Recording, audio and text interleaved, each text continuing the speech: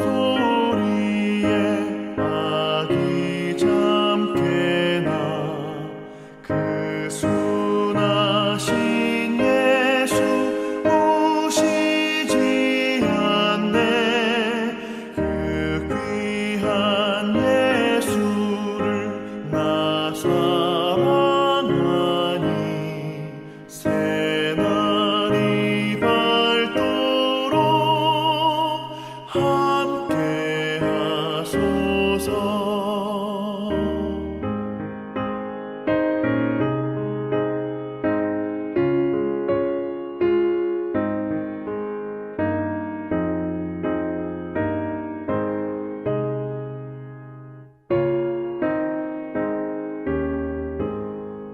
주 예수 내 곁에 가까이 계셔.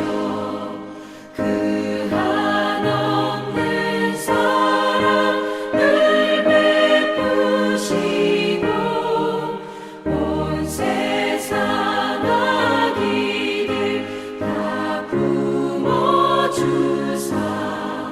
주 품 안에 안겨 살게 하소서.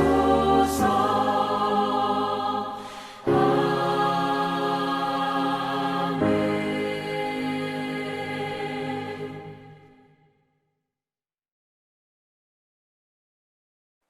오늘 본문의 말씀을 통해서 유대인들의 반문이라는 제목으로 함께 말씀 받고자 합니다.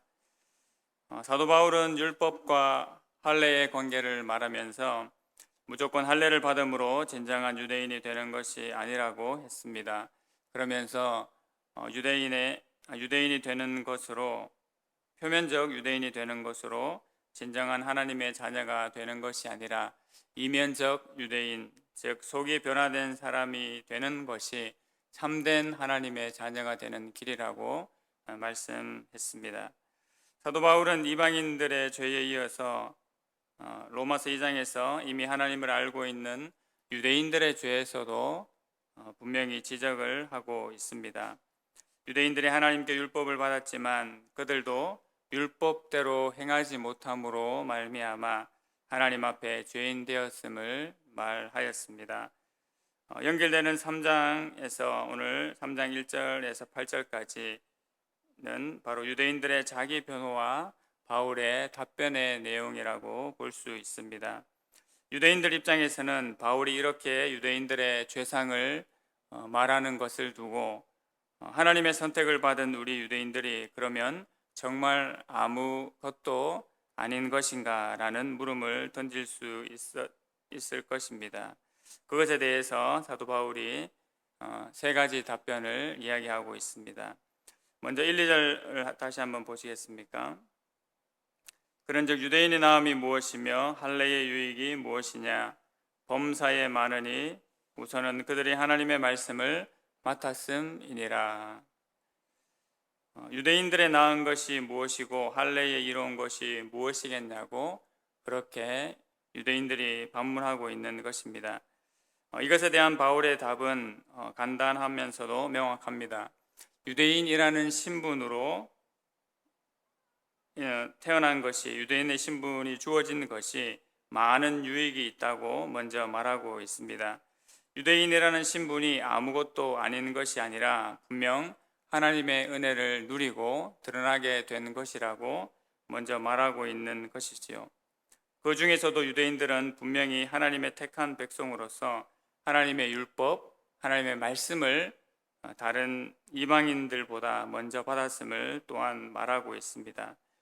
유대인들이 세상을 향한 하나님의 말씀을 제일 먼저 들었다는 것은 그야말로 영광이 아닐 수가 없습니다. 유대인들이 또한 하나님을 알았다는 것이 단순한 은혜가 아니라 당시에 잘못된 신들에 대한 사상이나 풍습에서 벗어나서 참된 하나님을 먼저 섬길 수 있었다는 것은 정말 특권이라고 해도 과언이 아닙니다. 또한 예수님을 먼저 만난 것도 이들이 받은 복 중에서 큰 복이라고 볼 수가 있지요. 그 예수님을 통해서 분명 하나님의 말씀을 이들이 받게 되었습니다. 사람이 말씀으로 사는 것이 얼마나 중요한지를 성경에서도 말을 하고 있습니다. 사람이 떡으로만 사는 것이 아니요 하나님의 입으로 나오는 모든 말씀으로 사는 것이라고 그렇게 말씀하고 있지요. 그래서 유대인들로 태어난 것이, 유대인의 신분이 주어진 것이 결코 헛된 것이 아님을 사도 바울은 말하고 있습니다. 그리고 무엇보다도 말씀을 받았다는 것에 대하여서 큰 은혜가 있는 것임을 분명히 먼저 말을 하고 있습니다. 두 번째에 유대인들이 묻는 반문은 2절과 3절의 내용입니다. 어떤 자들이 믿지 아니하였으면 어찌하리요? 라고 하는 부분이 유대인들이 묻는 물음인데요. 쉽게 말해서 하나님께서 선택하신 우리가 믿지 않으면 어떡하겠냐는 말입니다. 하나님께서 약속을 하셨고 만약 유대인들이 안 믿었다고 하면 안 믿고 구원을 하지 않으셨으면 하나님께서 약속을 지키지 않은 것이라고 그렇게 말하고 있는 것입니다. 유대인들 입장에서는 이렇게 말할 수 있을는지 모르겠지만 이것은 참으로 염치 없는 표현이고 하나님의 은혜를 받은 자의 모습이 아닙니다. 이에 대해서 사도 바울은 사람은 거짓될 수 있지만 하나님께서는 결코 거짓될 수 없고 오직 신실하신 분이 하나님이심을 말하고 있습니다. 유대인들은 하나님께서 보내신 예수님을 거부했지만 하나님의 구원 계획 또 하나님의 구원 역사는 여전히 진행되었다고 말하고 있는 것이지요. 그 믿지 아니함이 하나님의 미쁘심, 하나님의 신실하심을 패할 수 있겠느냐라고 사도 바울이 오히려 반문하고 있는 것입니다. 유대인들이 믿지 않는 것을 두고 하나님의 신실하심을 결코 패할 수 없고 또한 하나님께서는 자기 백성들을 끝까지 구원하기를 원하시는 분이심을 분명히 말하고 있습니다. 4절 말씀에 보시면 그럴 수 없느니라 사람은 다 거짓되되 오직 하나님은 참되시다 할지어다. 기록된 바 주께서 주의 말씀에 의롭다함을 얻으시고 판단 받으실 때에 이기려 하심이라 함과 같으니라고 말하고 있습니다. 4절 후반부의 내용은 시편 51편 4절의 말씀을 인용해서 하나님의 말씀이 얼마나 순전하시고 하나님이 의로우심을 나타내고 있는 표현입니다. 하나님께서는 재판을 받으시거나 판단을 받을 만한 분 자체가 아니시지만 만약 그러해야 한다면 모든 것에서 의롭게 행하시는 분이 우리 하나님이심을 사도 바울이 이 말씀을 인용해서 말하고 있습니다. 판단 받으실 때에 이기려 하심이라 라는 것은 어떤 판단과 어떤 재판을 받더라도 하나님은 결국 이기실 수밖에 없는 분이심을 말씀하고 있는 것이지요. 그래서 사람이 거짓될 수 있어도 하나님께서는 결단코 거짓될 수 없는 분이심을 말하고 있습니다. 그리고 하나님의 약속은 반드시 이루어지게 됨을 우리가 이미 잘 알고 있는 내용입니다. 세 번째 질문은 5절부터 8절까지의 내용인데 5절 말씀을 먼저 보시면 그러나 우리 불의가 하나님의 의를 드러내게 하면 무슨 말 하리요? 이것은 유대인들이 신실하지 못함 때문에 오히려 하나님의 의가 드러났다고 말하고 있는 것입니다. 다른 말로 유대인들이 불순종하고 불의한 것 때문에 오히려 하나님의 신실하심이 드러나게 되었기 때문에 유대인들이 오히려 중요한 역할, 어떻게 보면 훌륭한 역할을 했다고 말하고 있는 것이지요. 이것은 그야말로 억지 주장입니다. 원인이 되는 자신들의 수치를 부끄럽게 여기기 전에 오히려 결과를 유익하게 만들었다고 말하는 유대인들의 잘못된 생각이고 궤변인 것입니다. 말 그대로 은혜를 더하게 하려고 죄 속에 거하겠느냐라는 말과 같습니다. 이 정도 유대인들의 주장은 어떻게 보면 뻔뻔하기 거지없는 그런 자신들의 생각입니다. 이에 대해서 사도 바울의 답변은 너희의 논리대로 하면 하나님께서 심판하실 자가 없다고 그렇게 말하고 있습니다. 하나님께서는 당신 외에는 어떤 기준에 의해서도 선악을 판단당하시는 분이 아니십니다. 하나님 자체가 선악의 기준이시기 때문에 그렇지요. 하지만 유대인들은 그것을 무시하고 오히려 자기들 마음대로 자신의 논리와 생각을 펼치고 있습니다. 이 세 가지의 질문에 대해서 사도 바울이 오늘 본문을 통해서 답변을 해주고 있는데요. 이와 같은 유대인들의 반문을 보게 되면 유대인들 자신이 얼마나 죄인됨을 싫어하는지를 나타내 보여주고 있습니다. 쉽게 말해서 끝까지 나는 죄인이 아니다, 잘못된 사람이 아니다 라고 말하고 있는 것입니다. 이에 대해서 사도 바울은 어떻게 말합니까? 유대인들이나 이방인들이나 모두가 마찬가지로 하나님 앞에서 자신들의 행위로는 결코 구원받을 수 없는 존재임을 분명히 이야기를 하고 있습니다. 유대인들이 분명히 하나님 앞에 받은 은혜와 특권들이 있지만 그것으로 하나님의 진노를 피할 수 있는 존재가 아님을 이야기를 하고 있는 것이지요. 하나님의 진노를 받아 마땅한 자라는 것을 인정하는 것의 전제는 바로 나 자신이 하나님 앞에 설 수 없는 죄인이라는 것을 먼저 인정해야 합니다. 그것을 인정하지 않는 유대인들을 바로 이 사도 바울이 신랄하게 경고하고 있는 것입니다. 유대인들이 하나님의 은혜를 먼저 받고 또 많이 받은 것이 사실입니다.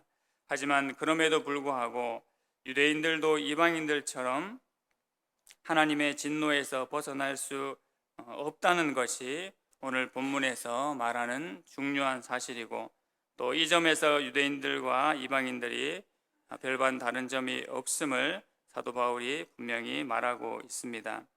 하나님께서 유대인들에게 무조건적인 은혜를 주신 것은 그들이 특별해서가 결단코 아닙니다. 말 그대로 전적인 하나님의 주권과 하나님의 은혜로 말미암아 이런 것들이 주어졌음을 분명히 기억해야 할 것입니다. 유대인들은 이것 때문에 오히려 더 겸손해져야 했습니다. 그리고 하나님께서 주신 은혜와 사명을 오히려 더 엄중하게 받아들여야 했지요.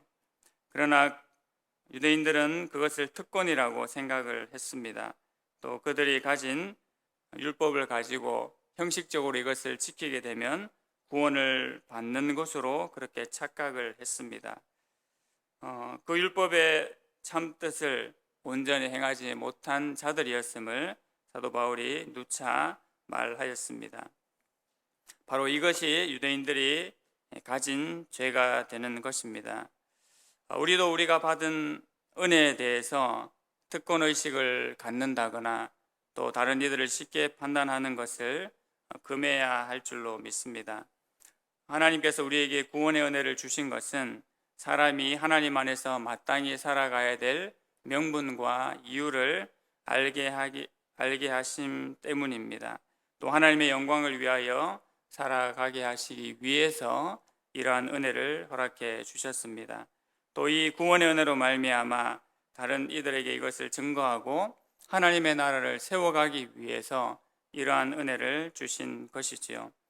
우리에게 먼저 구원의 은혜를 주시고 또한 범사에 많은 유익을 주신 하나님 앞에 우리가 분명히 영광 돌리며 감사하며 살아가야 할 것입니다. 우리 아버지 하나님께서 바로 이 땅에 예수님을 보내주셔서 그 은혜를 충만히 누리게 하셨습니다.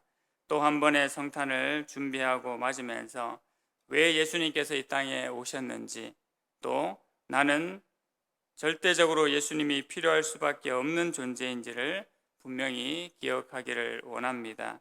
그래야 할 때만 우리가 참되고 온전한 믿음 가운데서 또 한 번의 성탄을 맞게 될 것입니다.